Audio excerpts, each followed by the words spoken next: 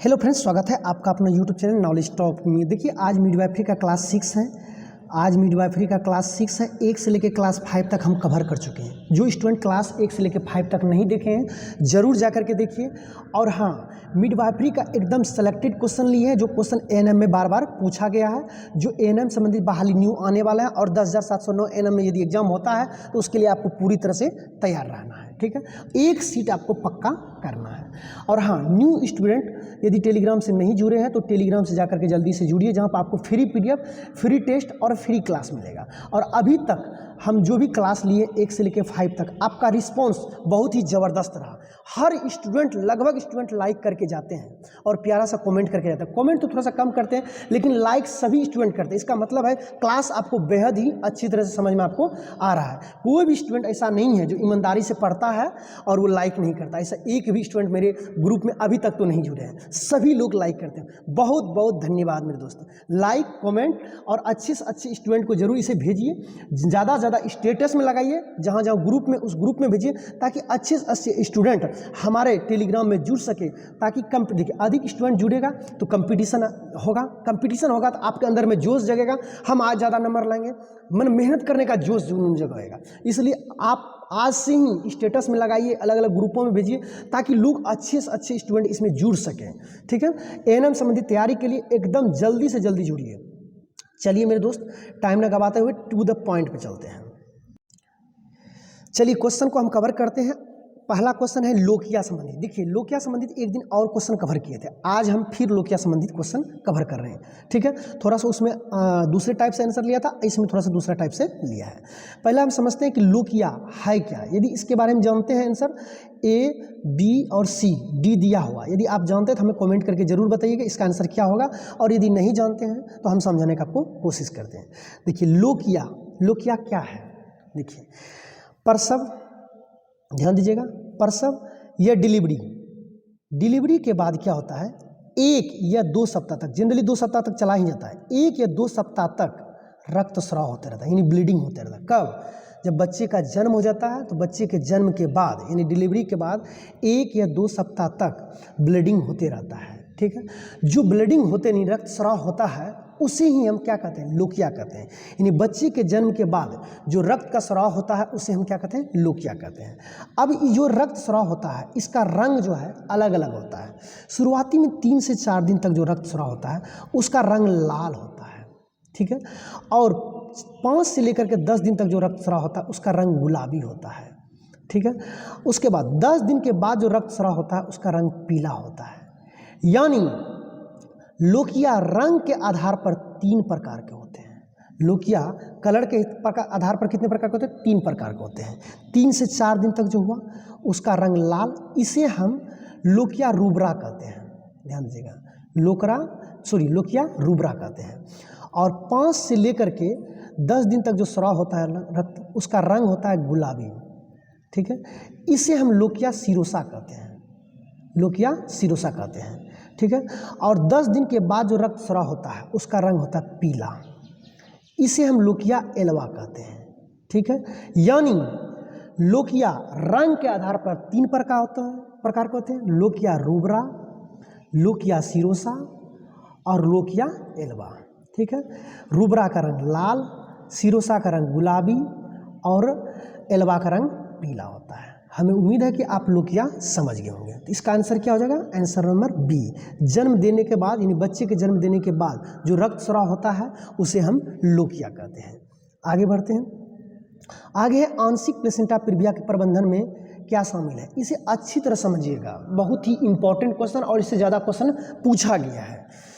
4 option दिया हुआ है, यदि आप जानते हैं तो ठीक है, यदि नहीं जानते हैं तो इसको हम डिटेल में और अच्छी तरह समझाएंगे। इसके लिए एक फिगर की जरूरत पड़ेगा। देखिए हम 4 फिगर लिए हैं। ठीक है, यानी प्लेसेंटा प्रीविया 4 प्रकार के होते हैं, ये ध्यान रखिएगा। मुख्यतः 3 प्रकार के होते हैं, कहीं कहीं बुक में आपको 3 ही प्रकार देंगे, लेकिन 4 प्रकार के होते हैं, ध्यान रखिए। यदि पूछ ले प्लेसेंटा प्रीविया कितने प्रकार के होते हैं तो 4 प्रकार के होते हैं। अब प्लेसेंटा, एक होता है प्लेसेंटा और एगो उसके साथ जुड़ा हुआ प्रीविया। प्लेसेंटा प्रीविया किसे कहते हैं, पहले ये समझ लीजिए। जनरली प्लेसेंटा ऊपर होता है, समझ लीजिए। नॉर्मल जो डिलीवरी होता है प्लेसेंटा कहाँ होता है, ऊपर होता है, ये इसके साइड में होता है या फिर यहाँ होता है, लेकिन प्लेसेंटा क्या होता है, ऊपर होता है। जब प्लेसेंटा खिसक करके नीचे आ जाता है तो उसे हम प्लेसेंटा प्रीविया कहते हैं। उसके साथ एक वर्ड जुड़ जाता है प्लेसेंटा प्रीविया, ठीक है। तो प्लेसेंटा प्रीविया 4 प्रकार के होते हैं, यानी जब खिसकता है तो खिसकने के आधार पर कितने प्रकार के होते हैं? 4 प्रकार के होते हैं, ठीक है। जनरली कहाँ होते हैं? ऊपर होते हैं। अब देखिए जब नीचे आया, जब प्लेसेंटा नीचे आ गया यहाँ तक, ये है बच्चेदानी का मुंह और ये है बच्चेदानी। बच्चेदानी के मुंह से थोड़ा सा ऊपर है, बच्चेदानी के मुंह के करीब नहीं गया, थोड़ा सा ऊपर है, करीब के आसपास है, थोड़ा सा ऊपर है, तो हम उसे लो लाइन प्लेसेंटा प्रीविया कहते हैं। प्रीविया किसे कहते हैं आप समझ गए ना? जब प्लेसेंटा नीचे आ गया तो उसके साथ प्रीविया जुड़ जाएगा, और जब भी प्लेसेंटा ऊपर है तो केवल और केवल वो प्लेसेंटा ही रह जाएगा। प्रीविया तब जुड़ जाएगा जब प्लेसेंटा क्या हो जाएगा? नीचे जाएगा। तो पहला कंडीशन में क्या हुआ कि प्लेसेंटा नीचे आया करीब बच्चेदानी के मुंह के आसपास, ठीक है, तो उसको हम कहते हैं लो लाइन प्लेसेंटा प्रीविया। दूसरा होता है मार्जिनल प्लेसेंटा प्रीविया। इसमें क्या हुआ? प्लेसेंटा लगभग बच्चेदानी के मुंह के आसपास आ गया, लगभग बच्चेदानी के मुंह के आसपास हो गया, इसे मार्जिनल प्लेसेंटा प्रीविया कहते हैं। और तीसरे में पार्सल प्लेसेंटा प्रीविया, या इसे आंशिक प्लेसेंटा प्रीविया कहते हैं। इसी से क्वेश्चन पूछा हुआ है। तीसरा में क्या हुआ? लगभग बच्चेदानी का आधा ले लिया, आधा, इसे आंशिक प्लेसेंटा प्रीविया कहते हैं या पार्सल प्लेसेंटा प्रीविया कहते हैं, ठीक है। लगभग आधा कवर कर लिए, ठीक है, देखिए लगभग आधा कर लिए, इसे पार्सल या आंशिक प्लेसेंटा प्रीविया कहते हैं। और चौथा स्टेज में देखिए पूरी तरह से कंप्लीट कर लिया गया है, ठीक है, कंप्लीट कर लिया गया। अब इस चारों कंडीशन में होता क्या है ये समझ लीजिए। यदि प्लेसेंटा बच्चेदानी के मुंह को पूरी तरह से कवर कर लिया तो इसे कंप्लीट प्लेसेंटा प्रीविया कहते हैं। और इस कंडीशन में आपको नॉर्मल डिलीवरी नहीं हो सकता, इसमें डॉक्टर आपको ऑपरेशन करने की ही सलाह देता है, plus time to time checkup करने की सलाह देता है, ठीक है। और यदि इसमें हो गया है, ये आधा ढक लिया लगभग, तो इसमें भी लगभग रखिए आपको ऑपरेशन की ही जरूरत पड़ेगा। बहुत कम केसेस में आपको जो है नॉर्मल डिलीवरी हो सकता है, ठीक है। और इसमें 50-50 चांस रहता है कि नॉर्मल डिलीवरी हो भी सकता है और ऑपरेशन भी हो सकता है। डॉक्टर आपको सलाह दे सकते, क्योंकि बच्चा जो बड़ा होते चला जाता है, इसे नीचे आने में कोई देर नहीं लगता है, ठीक है। तो इसमें 50-50 चांस है, नॉर्मल हो भी सकता है। और इसमें लगभग नॉर्मल ही होता है, कुछ कुछ केस में जो है आपको सिजेरियन की जरूरत पड़ जाता है। लगभग इसमें नॉर्मल हो ही जाता है, लेकिन कुछ कुछ केसेस में क्या होता है, अब देखिए बच्चा बड़ा हो गया, अब इतना दूर है, इतना दूर खिसकने में तो देर लगेगा ना, इतना दूर खिसक गया तो फिर जो है आपको डॉक्टर ऑपरेशन की सलाह देंगे। तो यानी सब में ऑपरेशन की सलाह होता है, कुछ में नॉर्मल डिलीवरी होता है और कुछ में नॉर्मल डिलीवरी नहीं होता है। जैसे इसमें कंप्लीट प्लेसेंटा प्रीविया में नॉर्मल डिलीवरी होगा ही नहीं। अब देखिए, अब इसमें डॉक्टर क्या कहेंगे, देखिए सवाल पूछा आंशिक प्लेसेंटा प्रीविया में। आंशिक प्लेसेंटा प्रीविया जब हो जाएगा तो डॉक्टर आपको कहेगा कि ज़्यादा हार्ड वर्क नहीं करने के लिए, पूर्ण आराम करने के लिए। क्यों जानते हैं? प्लेसेंटा प्रीविया में होता क्या कि मेजर जो प्रॉब्लम होता है वो होता है रक्त स्राव।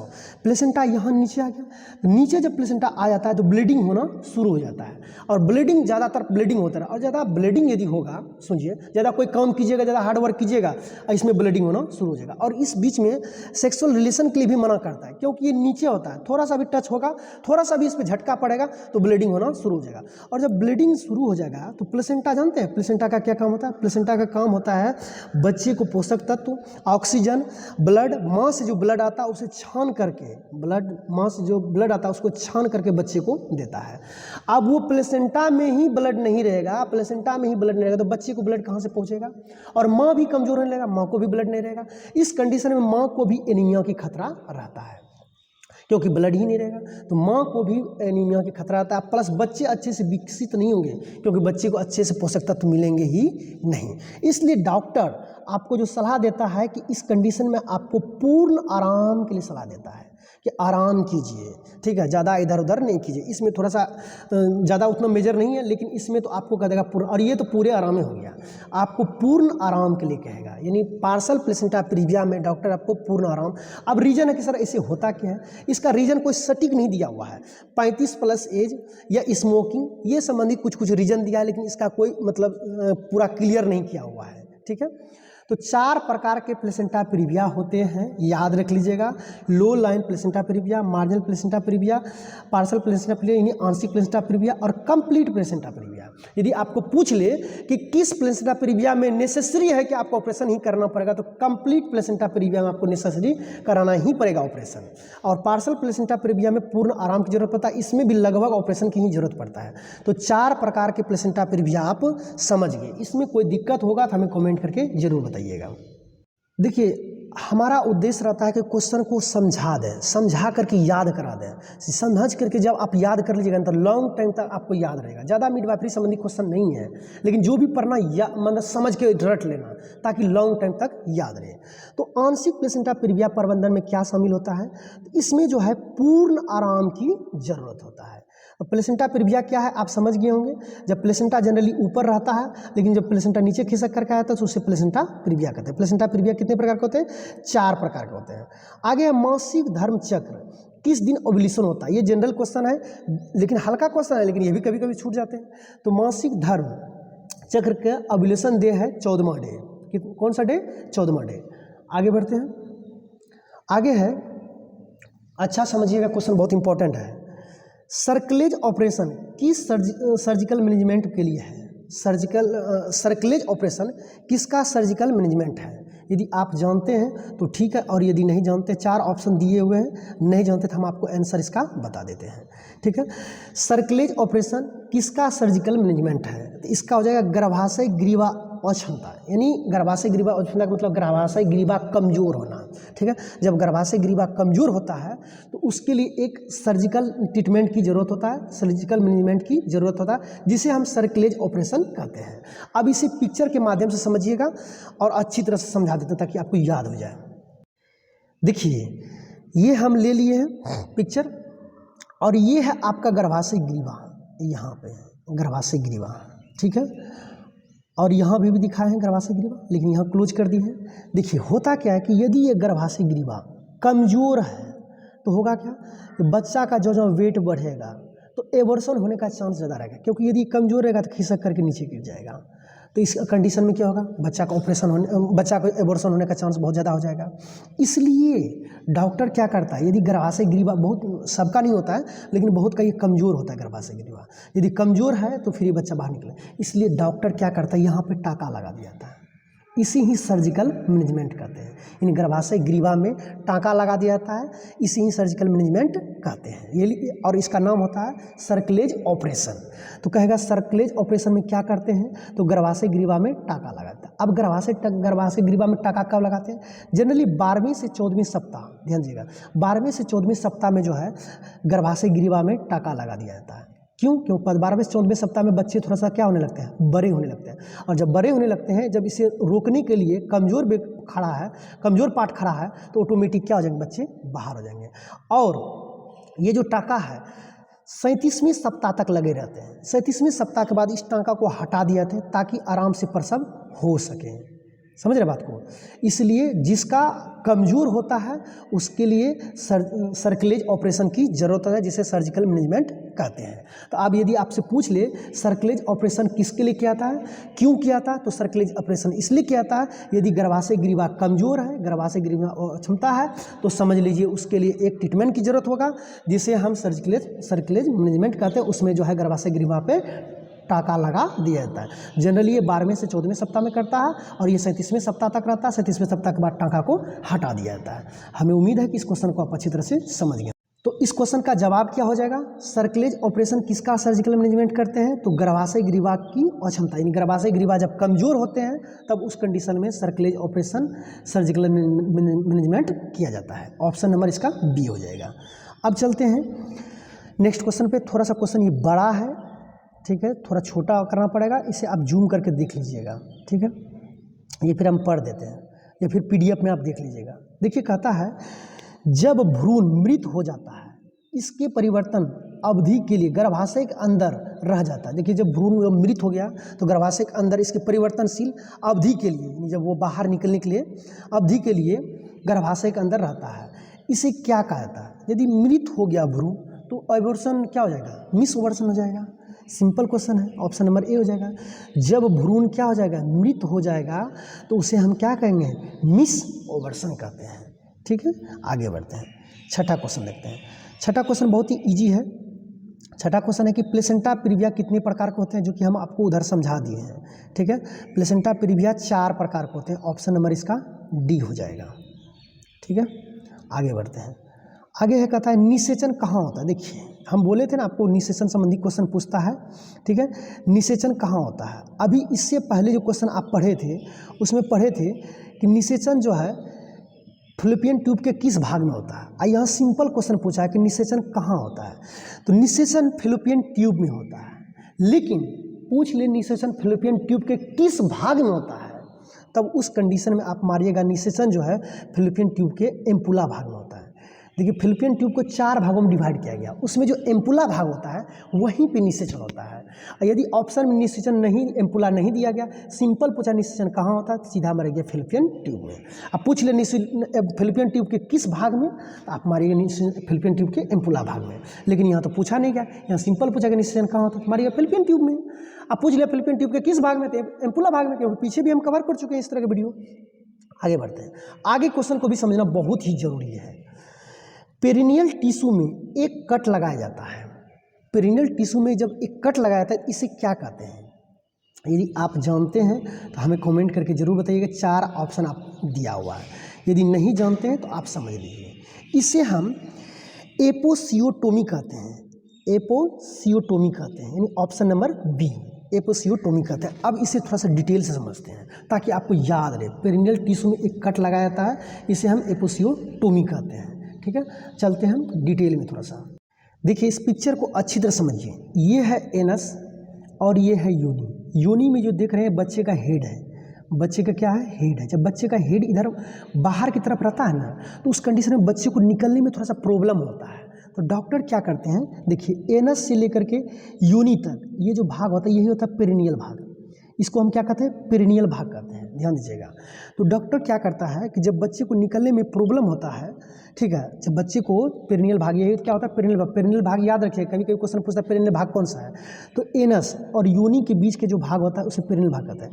जब बच्चे निकलने में प्रॉब्लम होता है, डॉक्टर क्या करता है, यहाँ पे कट लगा देता है और थोड़ा सा कट देता है ताकि बच्चे के आराम से डिलीवरी हो जाए। तो यही जो कट लगाता है इसे ही हम क्या कहते हैं, एपिसियोटोमी कहते हैं। एपिसियोटोमी, यानी एपिसियोटोमी में क्या होता है, पेरिनियल भाग में एक कट लगाया था। कट क्यों लगाया था, ताकि बेबी यानी बच्चे का हेड आराम से क्या हो जाए, बाहर निकल जाए, यानी बच्चे की डिलीवरी आराम से बाहर हो जाए, इसलिए कट लगाया जाता है। हमें उम्मीद है कि आप अच्छी तरह से समझ गए कि पेरिनियल भाग में एक कट को क्या कहते हैं, एपिसियोटोमी। ठीक है, ये है पेरिनियल भाग और इसे कट को हम क्या कहते हैं, एपिसियोटोमी। आगे बढ़ते हैं।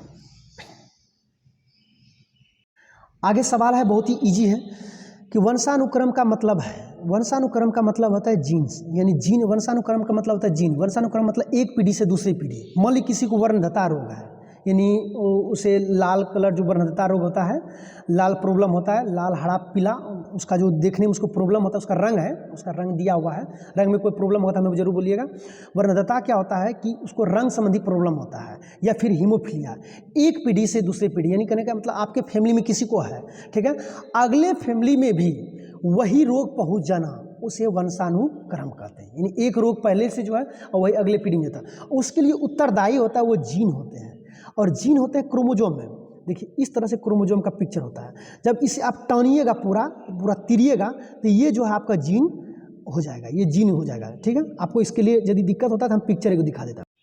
देखिए ये है आपका क्रोमोजोम, ठीक है, जब इसे टानिएगा रबर की तरह इस तरह से, तो ये आपका क्या हो जाएगा, जीन हो जाएगा। ठीक है, ये देखिए यहाँ से तक जीन है आपका। ठीक है, तो वंशानुगणत को एक पीढ़ी से दूसरे पीढ़ी तक ले जाने के लिए कौन जिम्मेदार होता है, जीन होता है। यदि ऑप्शन में जीन नहीं है तब उस कंडीशन में आप क्रोमोजोम मार सकते हैं। जैसे फ़्लैपियन ट्यूब वाला बात बताए थे, उसी तरह इसमें भी क्वेश्चन पूछता है, यदि ऑप्शन में जीन है तब तो जीन मारिए, और जीन नहीं है तो आप क्रोमोजोम मार सकते हैं। कि वंशानुगणत के लिए कौन जिम्मेदार है, या तो क्रोमोजोम या जीन। यदि ऑप्शन में जीन है तो जीन मारिए, और जीन नहीं है तो आप क्रोमोजोम मार सकते हैं। और अब लास्ट क्वेश्चन है, परिपक्व ओवम में क्रोमोजोम रहता है। जो परिपक्व ओवम हो गया तो उसमें जान रहे हैं कि 23 जोड़ी होता है। उसमें कितनी जोड़ी होते हैं क्रोमोजोम, 23 जोड़ी होता है, क्योंकि 23 जो है माता से होता है और 23 जो है पिता से होता है।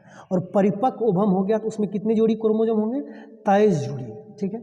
आपको वीडियो पसंद आया, प्यारा सा कमेंट और एक लाइक ज़रूर कीजिएगा। हमारा सारा ईमानदार स्टूडेंट जो मेरी वीडियो को देखते हैं, ईमानदारी से लाइक करके ही जाइएगा, और देखते हैं अधिकतर लाइक ही कर देते हैं।